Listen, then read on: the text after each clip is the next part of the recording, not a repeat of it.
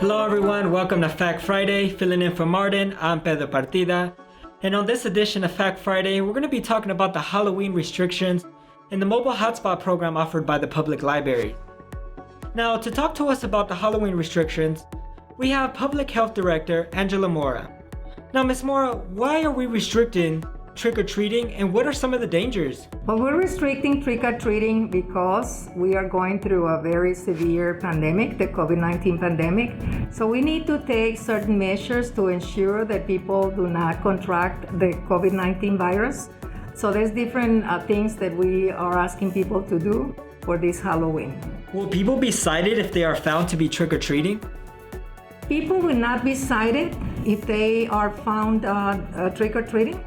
But again, there's a lot of different activities that they can engage in to still have fun. What are some other alternate options for kids? So there are several different alternatives that children can do for Halloween. For example, they can have car decorating parades. They can have the parades and they can have a contest with judges as long as they observe the social distancing and all the measures that they need to observe. So they can decorate their vehicles for Halloween or Dia de los Muertos, and then they can parade it in their neighborhood. They can have the judges. I think that's a very fun thing to do. They can have a costume contest online, virtually. That's another nice thing that they could do. They could decorate their front yards and their porches for Halloween or for Dia de los Muertos. That's another fun thing to do. People love to do decorations with lights, so this is an opportunity for us to do that as well. We have also restricted Dia de los Muertos. What are the restrictions and why? Dia de los Muertos, we usually erect altars in the Mexican tradition. People usually gather around the altar. They are close proximity with each other. So people can still set up their altars, but they should not be gathering around the altar without observing social distancing. So again, the altars are restricted for family members, immediate family members, and not large gatherings. So individuals within the same family, they can gather within their own home, and that is totally fine. Outside as well, but not individuals that are not from the same household. Usually, traditionally, for Dia de los Muertos, we also gather at cemeteries to honor the dead or to decorate the graves and so on, and we usually do it with larger number of individuals.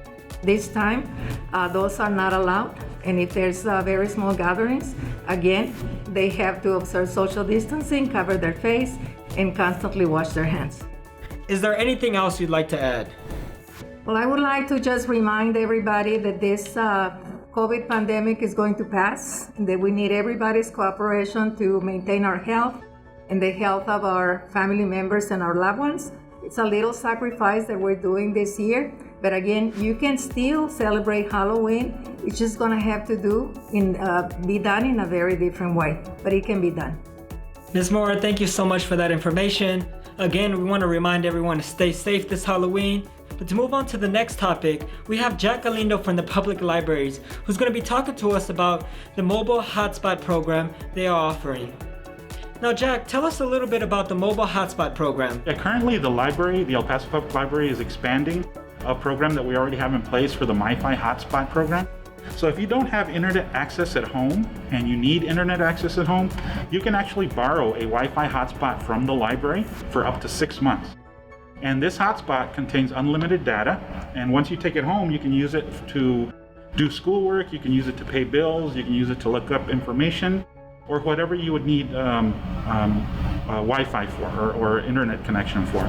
So this will allow you to connect all of your devices, and it'll allow you to do whatever it is that you want to do it around the home. Who can qualify to receive a portable Wi-Fi hotspot? Do you need a library card? Well, we encourage students to get their hotspots so they can do their schoolwork from home, because right now, of course, a lot of students need to do their schoolwork from home. But it's also for anyone who has an El Paso Public Library card who needs to apply for a job or pay bills or apply for housing or whatever you need to do. You can use this for whatever your needs are.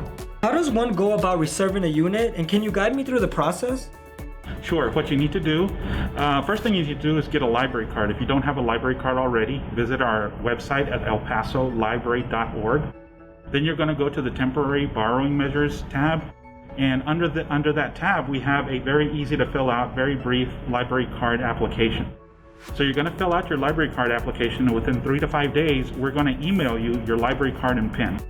Once you have that, you can search our catalog and type in hotspot on our search engine, and it's going to bring up all the hotspots that are available throughout the system. You will reserve one of those hotspots and select the location where you're going to pick it up. We have 7 locations right now that are available for curbside.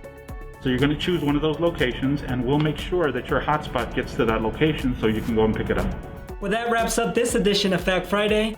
Thank you to everyone that joined us. Thank you all for watching. And if you need more information regarding COVID-19, make sure to visit the city's social media pages or visit epstrong.org. I'm Pedro Partida, and we'll see you next time on the next Fact Friday.